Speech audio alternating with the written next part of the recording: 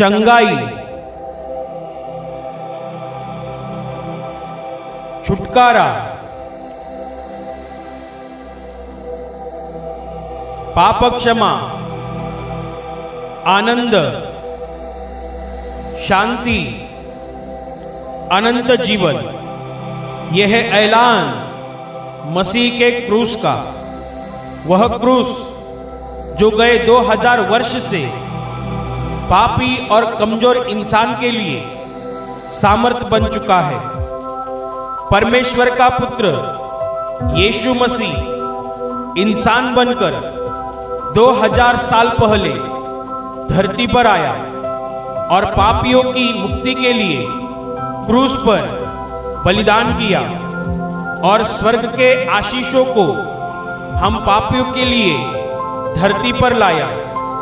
इसलिए बाइबल कहती है कि परमेश्वर ने जगत से इतना प्रेम रखा कि उसने अपना इकलौता पुत्र दे दिया, ताकि जो कोई उस पर विश्वास करे वह नष्ट ना हो परंतु अनंत जीवन पाए।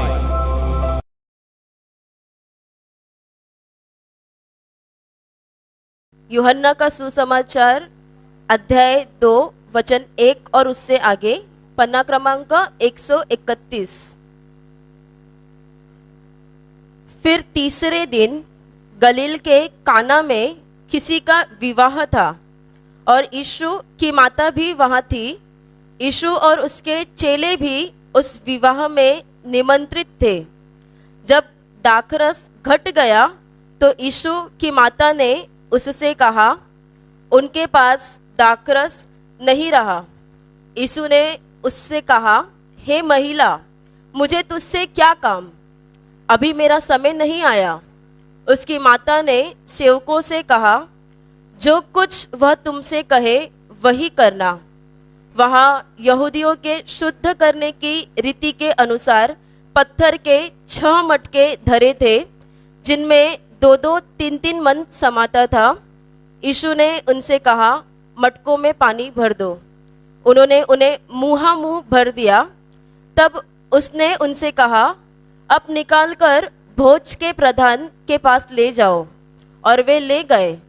जब भोज के प्रधान ने वह पानी चखा जो दाखरस बन गया था और नहीं जानता था कि वह कहाँ से आया है, परंतु जिन सेवकों ने पानी निकाला था वे जानते थे, तो भोज के प्रधान ने दूल्हे को बुलाकर उससे कहा, हर एक मनुष्य पहले अच्छा दाखरस देता है और जब लोग पीकर छक जाते हैं तब मध्यम देता है, परंतु तूने अच्छा दाखरस अब तक रख छोड़ा है।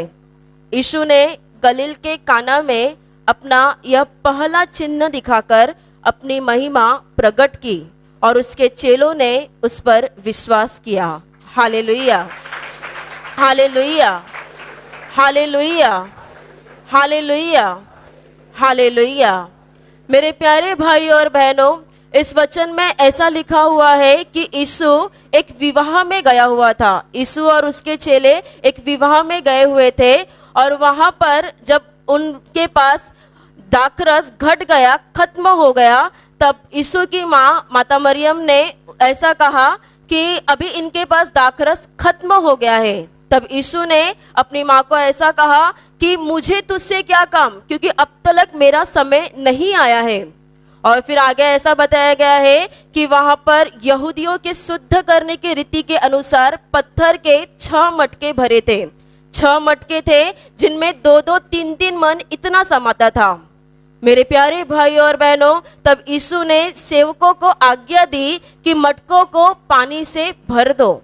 यीशु ने सेवकों को आज्ञा दी कि मटकों को पानी से भर दो। और तब सेवकों ने क्या किया? तब सेवकों ने यीशु को ऐसा प्रश्न नहीं पूछा कि अभी तो दाखरस खत्म हो गया है, तब तू इस मटकों में पानी भरने के लिए क्यों कहता है? क्यों कहता है कि इन मटकों में पानी भर दे, जबकि यहाँ पे तो दाखरस की बात चल रही है, लोगों को दाखरस चाहिए, लोगों को दाखरस पीना है और दाखरस खत्म हो गया है, तो इन खाली मटकों में पानी भरने की बात क्यों कर रहा है? मेरे प्यारे भाई और बहनों, उन सेवकों ने एक भी प्रश्न न करते हुए यीशु की आज्ञा का पालन किया। जैसा कि यीशु ने सेवकों को आज्ञा दी हुई थी कि इन मटकों को पानी से भर दो, उन सेवकों ने ठीक वैसा ही किया। और ठीक वैसा ही नहीं किया, बल्कि बाइबल में ऐसा लिखा हुआ है कि उन मटकों को मुंह भर दिया। यानी कि आज्ञा दी हुई थी मटकों को भरने के लिए, परंतु मटकों का जो मुंह रहता है ऊपर तलक, उन्होंने मटकों को पानी से भर दिया। मेरे प्यारे भाई और बहनों, और आगे ऐसा हो गया कि जब यीशु ने सेवकों को कहा कि जाकर के इसमें से कुछ पानी निकाल करके जाकर के प्रधान को जाकर के तुम दो, भोज का जो प्रधान था उसके पास तुम इसे लेकर जाओ। और जब उन सेवकों ने सुना कि ये यीशु कहता है कि जिन मटकों में हमने पानी भरा हुआ था उसमें से कुछ निकाल करके जाकर भोज के प्रधान के पास ले जाओ, यानी कि ये क्या बात है, ये हमसे क्यों ऐसा कहता है कि इस पानी को निकाल करके भोज के प्रधान के पास लेकर जाओ।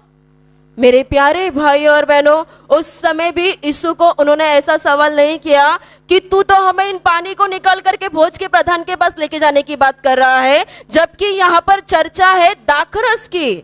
दाखरस की कमी पड़ी हुई है, लोगों को दाखरस चाहिए, दाखरस खत्म हो गया है, और तूने हमसे कहा कि इन मटकों को पानी से भर दो, हमने उसे पानी से भर दिया, और अब तू हमें कहता है कि इनमें से कुछ पानी निकाल करके जो भोज का प्रधान है उसे जाकर के दो। ये क्या बात है, क्यों तू हमसे ऐसा कह रहा है कि इस पानी से भरे हुए मटके से पानी निकाल करके तू हमें उस भोज के प्रधान के पास ले जाने की बात कर रहा है, क्यों कह रहा है ऐसा उन्होंने यीशु को प्रश्न नहीं किया। मेरे प्यारे भाई और बहनों, जो यीशु ने पहली आज्ञा दी हुई थी कि इन मटकों में पानी को भर दो, उन्होंने आज्ञा का पालन किया, मटकों में मुंह पानी भर दिया। दूसरी आज्ञा जब यीशु ने उनको दी कि जाकर के इसमें से कुछ निकाल करके भोज के प्रधान के पास लेकर जाओ, तब भी सेवकों ने बिना कुछ प्रश्न किए, बिना कुछ चूचा किए, उन्होंने उसमें से निकाला और निकाल करके भोज के प्रधान के पास ले गए। आगे ऐसा चमत्कार हो गया कि उस भोज का जो प्रधान था, उसने जब वो चखा तो वह दाखरस बन गया था। Hallelujah, hallelujah, hallelujah, hallelujah, hallelujah.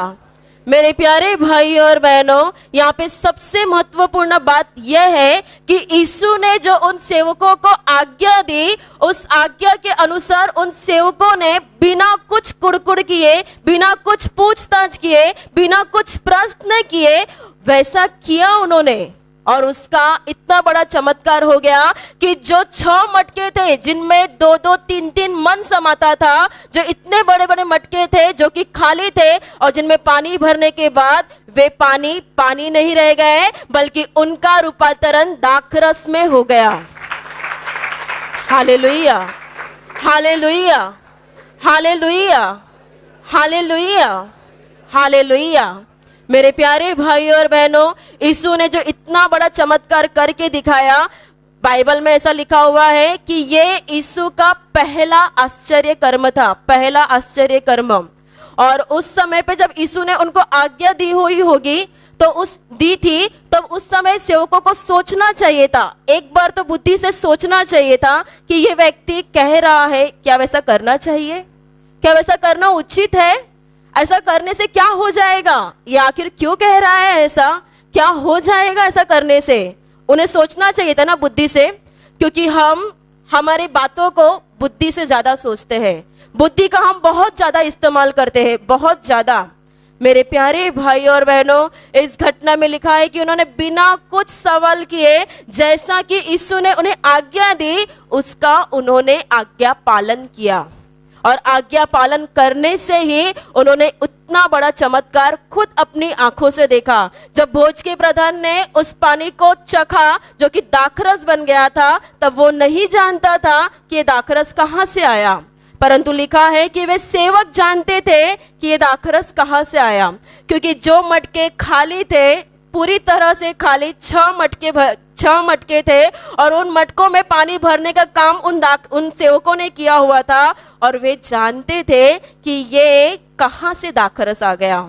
मेरे प्यारे भाई और बहनों, ये इतना बड़ा चमत्कार इसीलिए उस समय पे हो गया क्योंकि जो आज्ञा, जैसी आज्ञा यीशु ने उन सेवकों को की, उन्होंने वैसा ही उसका पूरा का पूरा पालन किया। Hallelujah, hallelujah, hallelujah, hallelujah. आप अपनी बुद्धि से सोचोगे कि जिस यीशु ने पानी का दाखरस कर दिया, इतना बड़ा चमत्कार कर दिया, तब उसे क्या जरूरत थी उन सेवकों को आज्ञा करने के लिए कि जाकर के इन मटकों में पानी भर दो? क्यों जरूरत पड़ी यीशु को ऐसा कहने की? क्या जरूरत थी? जो यीशु पानी का दाखरस बना सकता है, उस यीशु को ऐसा बोलने की क्या जरूरत थी कि इन मटकों को तुम पानी से भर दो? क्या जरूरत थी? क्योंकि मेरे प्यारे भाई और बहनों, परमेश्वर हमारे जीवन में जो भी कुछ करता है, वह करने से पहले वह हमें एक बहुत ही छोटा सा काम करने के लिए बोलता है, बहुत छोटा सा। और जो हम कर सकते हैं, जहां तक हम कर सकते हैं, जो हमारी सीमा तक है, जो हमारी मर्यादा तक है, जितना हम कर सकते हैं उतना ही वो करने के लिए बोलेगा। उससे कोई बड़ा काम करने के लिए परमेश्वर हमसे नहीं कहता। बल्कि यीशु ने जब उनसे कहा कि इन मटकों में पानी को भर दो, इन मटकों से पानी को भर दो, तब उन्होंने उन मटकों को मुंह भर दिया, पूरा का पूरा पालन किया, बिना कुछ सवाल करते हुए। उन्होंने न पूछा कि ऐसा क्यों हम करें, तू ऐसा करने को क्यों कहता है, बल्कि जब उन्होंने आज्ञा सुनी और वैसा उन्होंने पालन किया, उन्होंने उन मटकों को पानी से भर दिया। वे करने के बाद ही यीशु ने बड़ा चमत्कार किया। जो यीशु दाखरस बना सकता है, पानी का दाखरस बना सकता है, क्या वो यीशु चमत्कार के द्वारा उन मटकों को दाखरस से ही भर नहीं सकता था? नहीं भर सकता था? क्या उसके लिए कोई बड़ी बात थी? क्या इसके लिए वो बहुत बड़ी उसे मेहनत करनी पड़ती थी? जो यीशु पानी का रूपांतरण दाखरस में कर सकता है, वही यीशु उन मटकों को सीधा दाखरस से भर सकता था। परंतु उसने पहले एक बात करने के लिए की, पहला एक काम करने के लिए कहा, और वो काम जब उसने करने के लिए कहा और उन्होंने वैसा किया, तब उन्होंने उनके जीवन में चमत्कार का अनुभव किया। Hallelujah, hallelujah, hallelujah, hallelujah, hallelujah, hallelujah.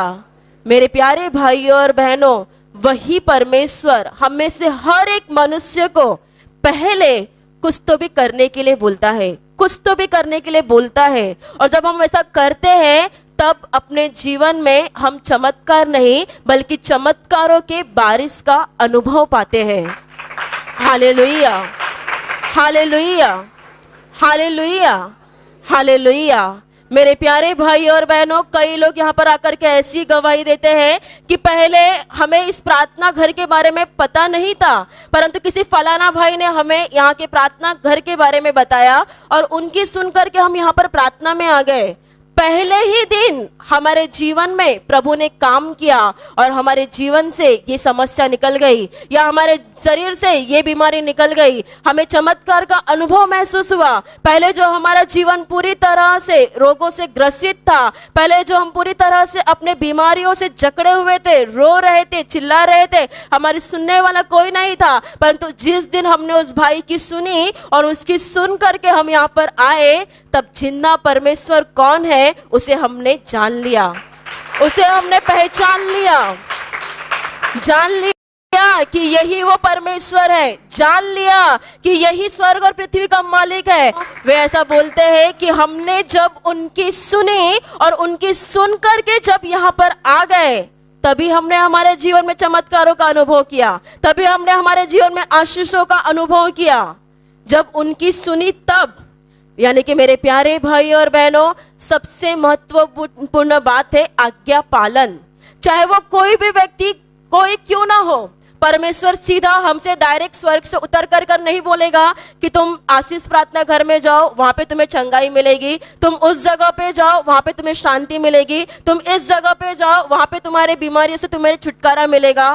मेरे प्यारे भाई और बहनों, परमेश्वर किसी न किसी माध्यम का इस्तेमाल करता है, और चाहे वो माध्यम कोई भी क्यों ना हो, परमेश्वर उस व्यक्ति के द्वारा बताता है कि तुम इस जगह पे जाओ, वहां पे मैं तुम्हें मौजूद मिलूंगा। मेरे प्यारे भाई और बहनों, कई लोग इसीलिए ऐसा बोलते हैं कि हम हमारे बीमारियों के साथ इस आशीष प्रार्थना घर में आने से पहले इस गेट के बाहर तक हमने कदम रखा था, परंतु जब इस गेट के अंदर हमने प्रवेश किया तभी हमें कुछ तो भी करंट जैसा महसूस हुआ और हमारे शरीर की बीमारियां निकल गई। Hallelujah, hallelujah, hallelujah, hallelujah, hallelujah. मेरे प्यारे भाई और बहनों, एक बहन ने तो ऐसी गवाही दी थी, वो एक बूढ़ी सी बहन थी और उन्होंने ऐसी बताई कि कई सालों से 6-7 सालों से उन्हें उनकी आंखों से धुंधला जैसा दिखाई देता था, दोनों भी आंखों से, और दूर का उन्हें बहुत ही कम नजर आता था। और उस बहन ने ऐसा बताया कि पहली बार मैं ब्रदर की कब्र पर गई, वहां जाने के लिए मुझे किसी ने बताया और उनकी सुन करके मैं मेरे बेटे की सहायता के साथ वहां तक पहुंची, क्योंकि साधारण सी बात है कि वो बूढ़ी औरत थी और उसे उसकी आंखों से बहुत ही कम दिखाई देता था, और जिस वजह से वो उसके बेटे के सहारे के साथ वो अपने ब्रदर के कब्र के वहां पर जाकर पहुंची। वहां जाने के बाद उसने प्रभु के पास प्रार्थना की और प्रार्थना करने के बाद उसने वहां पे ब्रदर की कब्र की मिट्टी का इस्तेमाल किया और वो इस प्रकार से बता रही थी कि पहले जो मुझे यहाँ नजदीक का भी दिखाई नहीं देता था, अब मुझे पूरा पीछे का क्लियर एकदम नजर आता है, अच्छे से दिखाई देता है। यह क्यों हो गया? क्योंकि उसने आज्ञा पालन किया। किसी न किसी व्यक्ति को परमेश्वर खड़ा करता है, और वो कोई व्यक्ति नहीं होता बल्कि परमेश्वर स्वर्ग से उस देवदूत को वहां पे खड़ा रखता है, ताकि जो उसके लोग होते हैं उन लोगों तक उसके देवदूत उसके राज्य का सुसमाचार पहुंचाए, उन्हें बताए कि परमेश्वर आज भी जिंदा है, वो आज भी तुम पर प्यार करता है, वो आज भी तुम्हें तुम्हारी बीमारियों से चंगा करना चाहता है, क्योंकि वह तुम्हारा पिता है, वह तुम्हारा पिता है। मेरे प्यारे भाई और बहनों, परमेश्वर खुद उस जगह पे उसके देवदूत को मौजूद करता है, ताकि वह उसका बेटा, वह उसकी बेटी उसके सारे रोगों से मुक्त हो जाए और वो उसके जीवन में आशीषों का अनुभव करे। Hallelujah, hallelujah, hallelujah, hallelujah, hallelujah. मेरे प्यारे भाई और बहनों, लाजर जिसे मर करके 4 दिन हुए थे, 4 दिन तक वह एक गुफा में रखा हुआ था, उसकी शव एक गुफा में रखी हुई थी, और जब यीशु उस जगह पर कब्र के पास पहुंचा तब उसने कहा पत्थर को हटाओ, पत्थर को हटाओ। जब यीशु ने ऐसी आज्ञा दी तब मार्था ने कहा प्रभु जी, उसे मर करके तो 4 दिन हुए हैं, अभी तो उसमें से दुर्गंध आती होगी, अभी तो उसमें से दुर्गंध आती होगी, उसे मर करके 4 दिन हुए हैं। यीशु ने कहा मार्था, क्या मैंने तुझसे नहीं कहा था कि यदि तू विश्वास करेगी तो परमेश्वर की महिमा को देखेगी, यदि तू विश्वास करेगी तो परमेश्वर की महिमा को देखेगी। और मेरे प्यारे भाई और बहनों, जिस गुफा के ऊपर पत्थर रखा हुआ था, तब उन्होंने उस पत्थर को हटाया और तब यीशु ने कहा लाजर बाहर निकला। और जो लाजर जिसे मर करके 4 दिन हुए थे और जो पूरी तरह से बंधा हुआ था, कपड़ों से लपटा हुआ था, हाथ पैर उसके बंधे थे, मुंह अंगोछे से बंधा हुआ था, वह लाजर गुफा से बाहर निकल आया। Hallelujah, hallelujah, hallelujah, hallelujah, hallelujah. मेरे प्यारे भाई और बहनों, इस मार्था के समान जो लोग परमेश्वर से प्रश्न करते हैं, सवाल पूछते हैं, प्रभु जी उसे मर करके तो 4 दिन हुए हैं, अभी तो उसमें से दुर्गंध आती होगी, अभी तो उसमें से दुर्गंध आती होगी, उसे मरकर 4 दिन हो गया है। उसी प्रकार जो लोग परमेश्वर से सवाल पूछते हैं, ऐसा करने से ऐसा हो जाएगा क्या मेरी बीमारी निकल जाएगी, क्या मुझे जो कैंसर की तकलीफ है वो कैंसर की तकलीफ निकल जाएगी, क्या मुझे ये जो तकलीफ मेरे शरीर में पीड़ा हो रही है, कमर में दर्द है, सर में दर्द है, जो भी कुछ तकलीफ है, क्या वो मेरी निकल जाएगी। जो लोग ऐसा सवाल करते हैं वे कभी परमेश्वर के आशीषों को नहीं पाते। मेरे प्यारे भाई और बहनों, क्योंकि यीशु ने कहा है कि यदि तुम मेरी आज्ञाओं को मानोगे तो मेरे प्रेम में बने रहोगे। यीशु ने कहा है कि यदि तुम मेरी आज्ञाओं को मानोगे तो मेरे प्रेम में बने रहोगे। उसकी आज्ञा को जो मानता है, यदि कहा है, यदि यह शब्द बहुत ही महत्वपूर्ण है, यदि तुम मेरी आज्ञाओं को मानोगे तो मेरे प्रेम में बने रहोगे। यानी कि जो नहीं मानता वो नहीं बना रहता। इसका सीधा अर्थ होता है कि कोई कितना भी चिल्लाकर क्यों ना कहे, परमेश्वर मुझसे प्यार करता है, परमेश्वर मुझसे प्यार करता है। कई लोग होते हैं ना, सिगरेट फूकते हैं और बोलते हैं मैं यीशु पर विश्वास करता हूँ, मैं यीशु पर विश्वास करता हूँ। जो लोग मेरी आज्ञा में बने रहते हैं, जो लोग मेरी आज्ञा को मानते हैं, वे ही मेरे प्रेम में बने रहते हैं। जो मेरी आज्ञा को मानते हैं वे मेरे प्रेम में बने रहते हैं। जो नहीं मानते, वे चाहे कोई भी इंसान क्यों ना हो, अगर वो परमेश्वर की आज्ञा को नहीं मानता तो वो उसके प्रेम में नहीं है। मेरे प्यारे भाई और बहनों, जो उसकी आज्ञा को मानता है वही उसके प्रेम में बना रहता है। इस जगह पे ऐसा है कि जब उसने सेवकों को आज्ञा दी कि इन पत्थरों में, इन मटकों में तुम पानी भर दो, उन्होंने कुछ सवाल न किया, कुछ भी सवाल न करते हुए जैसा यीशु ने कहा वैसा उन्होंने किया। जब यीशु ने कहा कि पत्थर हटाओ, और तब उन्होंने जब वैसा किया, उस जगह पे जो मौजूद थे उन्होंने पत्थर को हटाया, तभी उन्होंने चमत्कार का अनुभव किया। जो लाजर जिसे मर करके 4 दिन बीत चुके थे, उस लाजर को उन्होंने अपने आंखों के सामने जीवता पाया, जिंदा पाया। सोच कर देखिए कि उस समय क्या क्षण होगा, क्या क्षण। जिस लाजर को उन्होंने उठा करके 4 दिन पहले कब्र में रख दिया था, जिन्होंने अपने हाथों से उसे बांधा था, जिन्होंने अपने हाथों से उसके शव को, उसकी लाश को उठा करके उस कब्र में रख दिया, उसी लाजर को उन्होंने अपने आंखों सामने जीवता पाया। Hallelujah, hallelujah, hallelujah, hallelujah, hallelujah. यानी कि जब हम उसकी सुनते हैं और उसके सुनने के अनुसार वैसा करते हैं, तभी हम अपने जीवन में चमत्कारों का अनुभव पाते हैं, तभी हम अपने जीवन में आशीषों का अनुभव पाते हैं। आप में से कितने लोगों के जीवन को प्रभु ने बदल दिया है, कितने लोगों को, आपको भी किसी ने प्रभु के बारे में बताया होगा, उस समय पे आपने क्या किया होगा, आपने उनकी सुनी और उनकी सुनते हुए आप ढूंढते हुए इस जगह तक पहुंचे होंगे, ढूंढते हुए। कई लोग तो फोन पे ऐसा बताते हैं कि हम सुबह से घर से निकले हुए हैं और ढूंढ रहे थे कि आखिर ये आशीष प्रार्थना घर है कहाँ, आखिर कहाँ होती है प्रार्थना। हम एक रिक्शे में बैठे, दूसरे रिक्शे में बैठे, यहाँ वहाँ वो रिक्शा वाला हमें घुमा रहा था, उसे भी नहीं पता था, हमें भी नहीं पता आखिर जाए कहाँ। परंतु ढूंढते हुए हम इस जगह पर पहुंच गए और यहाँ पहुंचने के बाद हमने देखा कि सचमुच वो परमेश्वर यहाँ पर काम करता है, सचमुच वो परमेश्वर यहाँ पर काम करता है। जब पतरस नाव में था और जब यीशु ने कहा कि इस नाव को गहरे में ले चलो और गहरे में जाल डालो, तब पतरस ने यीशु को कहा, प्रभु जी, हमने पूरी रात मेहनत की और कुछ न पकड़ा, परंतु अब तेरे कहने से हम जाल डालते हैं, तेरे कहने से।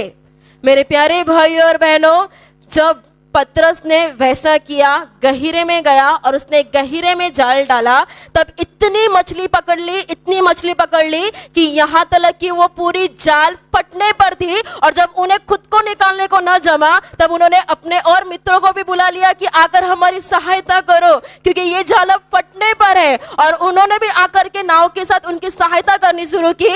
वचन कहता है कि दोनों भी नाव डूबने पर थी, इतनी मछलियां उन्होंने पकड़ ली। Hallelujah, hallelujah, hallelujah, hallelujah, hallelujah. यही पतरस, इसी पतरस के बारे में बाइबल एक दूसरी गवाही देती है।